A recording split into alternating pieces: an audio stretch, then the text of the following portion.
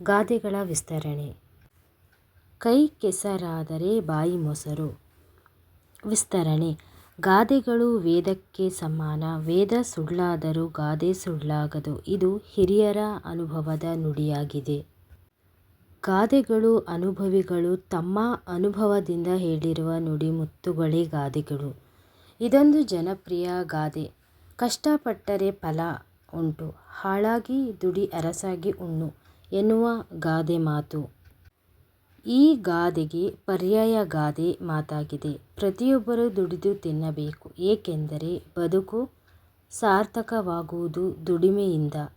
ಕಾಯಕವೇ ಕೈಲಾಸ ಎಂಬ ಮಾತಿನಂತೆ ಕೆಲಸದಲ್ಲಿ ನಾವು ಭಗವಂತನನ್ನು ಕಾಣಬೇಕು. ಯಾವುದೇ ಕೆಲಸವಾಗಲು ಶ್ರದ್ಧೆಯಿಂದ ಮಾಡಿದಾಗ ಉತ್ತಮವಾದ ಫಲವನ್ನು ಪಡೆಯಬಹುದು. ಕುಳಿತು ತಿನ್ನಬಾರದು ಎಂಬುದು ಈ ಗಾದೆಯ ಆಶಯವಾಗಿದೆ. ಇನ್ನೂ ಹೆಚ್ಚಿನ ವಿಡಿಯೋಗಾಗಿ ಪ್ಲೀಸ್ ನಮ್ಮ ಚಾನಲ್ ಸಬ್ಸ್ಕ್ರೈಬ್ ಮಾಡಿ, ಶೇರ್ ಮಾಡಿ, ಲೈಕ್ ಮಾಡಿ.